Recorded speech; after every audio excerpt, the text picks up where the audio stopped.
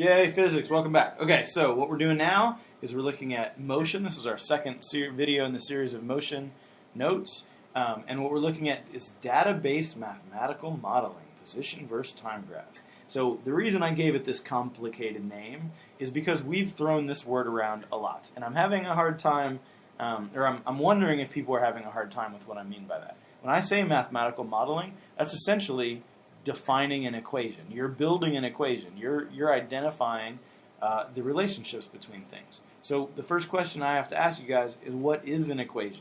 So you're probably used to having equations in math class or something like that, and you have, I don't know, a bunch of letters. AX plus B equals C. And that's an equation to you guys. It has an equal sign in it, so that makes it an equation. When in reality, equations show relationships between variables. They show relationships between variables. That's very important. It's not just something that is made up and it's taken as law. Equations come from data. So if you want to study physics, you look at two things, and if there's a relationship between them, meaning when I change one, the other changes in response, I plot that data, and then I define the relationship. So in general, the way that we do that is you look at your data. So let's say I have something like this, and this is whatever variable y is. This is whatever variable x is. And if I collect a bunch of data points, as I change y, what happens to x? Well, if I get something like that, I could define that as a linear function, right? And I could say that y equals mx plus b, so the slope of this is m. When I say slope, what I'm really looking at is rise and run, so rise and run. And slope is rise over run, change in y over change in x, okay? Now, I could do another different experiment, and I might get something where it's negative, okay? So maybe it starts up here and goes like that, where now this is y and this is x, okay? But the point is, you're looking at what shape this has. Sometimes it'll be linear, sometimes it'll be a curve, sometimes it'll be sometimes it won't be anything. Sometimes you might just find that it's like that. It's just a flat line. So depending on what kind of relationship you get, you investigate further, and what you do is you build a mathematical model. You decide on what the equation is. Okay? So this is new for most of you guys, and I fully recognize that, which is why we're going to take our time and we're gonna master it. Okay? So what we start with first is a position versus time graph. Okay? So, what I would look at for this is, let's say you have position. So I'm going to call this x. And when I say x, I don't mean it's the x-axis. I mean it is position. So here's the situation. You have a person standing on a line, and that line has a bunch of numbers on it. It's a number line. Okay, so 1, 2, 3, 4, 5. Let's see, 1, 2, 3, 4, 5, 6, 7, 8. Okay, so his initial position is right here. 4 is his initial position. So let's say right there, that's x naught. Okay. Now, over time, let's say that he moves to the right, which I'm going to call the positive x direction, and he does that at a constant rate, meaning let's say he moves 1 meter every second, or half a meter every second. But whatever that rate is, it doesn't change. The graph of that shows that my position is increasing as time goes on, and since I'm doing that at a constant rate, I get something like that. Okay? So now if I look at this function, I can see that this is a linear function, so I know that the equation y equals mx plus b is the best way to describe it. Okay? And if I go back up to my sample one, where I have y equals mx plus b, I can now just kind of write my equation based on this. So x, or more specifically, change in x, so my change in position, because if I follow this over, I would get some new value of x, so x final, x initial. So delta x is going to be equal to the slope of this line, which will be rise over run, times whatever my time value is, so my slope's going to go right there, times t plus my initial position, which is your x-intercept, right? So the question is, what is the slope? Well, let's look, what is rise over run for this equation, or for this function? X is on the y-axis, so that's my rise. So it would be my change in x over change in run, which is time, over delta t.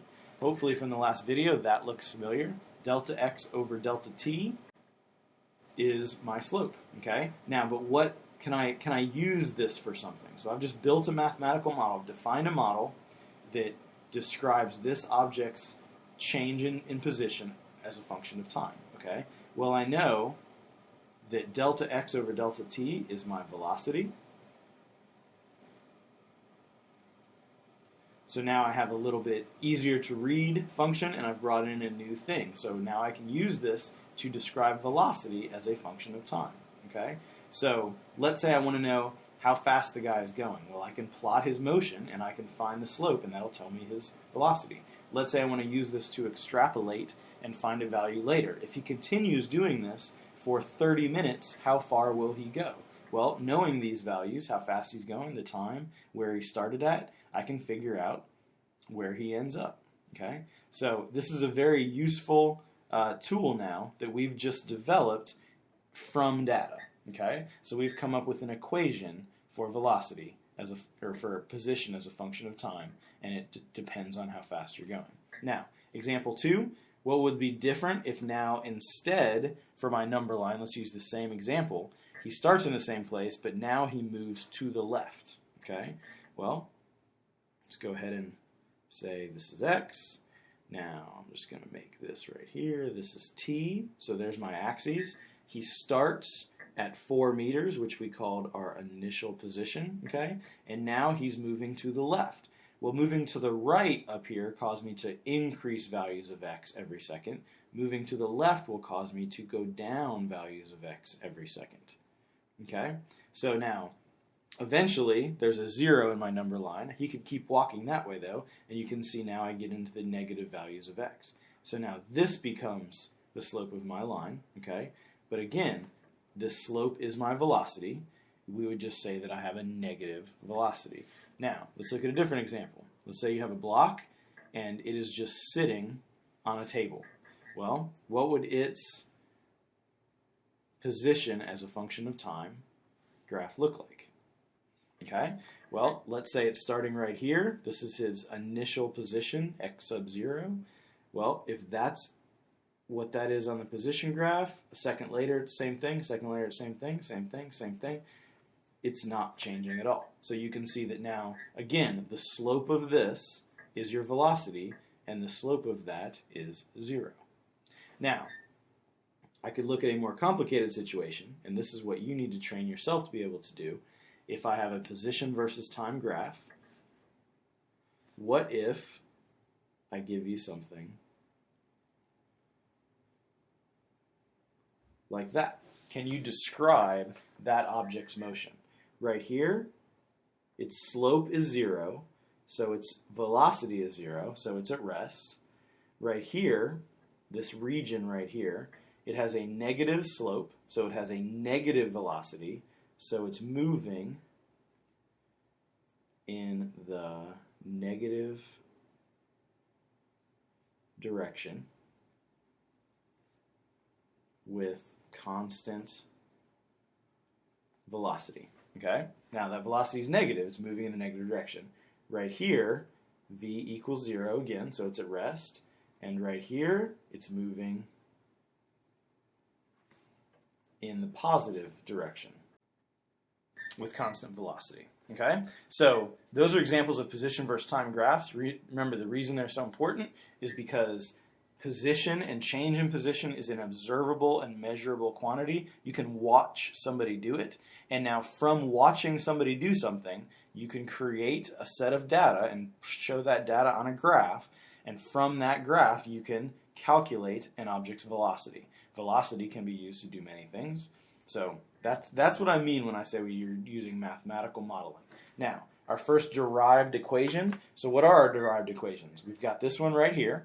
So if you want to know change in position of an object, so change in position of an object, is going to be equal to the velocity of the object times time plus wherever it started from. And so your final position, where you wind up, is going to be, so if you look back at this graph, where you end up, this position, is going to be your velocity times your time plus your initial position. Okay, there's your first function. Now we have another model, mathematical model we developed too, though, because we defined velocity as change in position over change in time. So we can write that too. Velocity is delta x over delta t, which that's kind of, we've already talked about that and we've defined velocity as that, but here you go, you've just shown that, where that kind of equation, that relationship comes from. So now you have two mathematical models that you can use. All right, so let's take a look at a practice problem. This is from a problem set. So a graph represents position x versus time for an object being acted on by a constant force. Average speed during the interval between 1 second and 2 seconds. For right here, what is your average speed is most nearly what? Well, so if I want my average speed,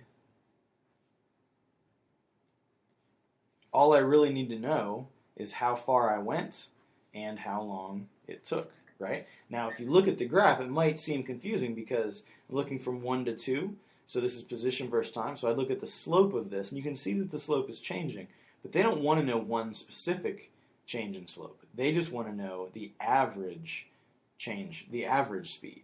So the average speed from there is really just a straight line. Find that slope of that line, and that is your average speed. So what did we start from? What's our delta x? It looks like it started at 2 and it ended at 8. So I would say 6 meters divided by, took 1 second. So that gives me 6 meters per second, which is answer choice D. Okay, so understanding position versus time graphs allows you to figure out what velocity is, and that's a pretty useful thing to do. Have a good day.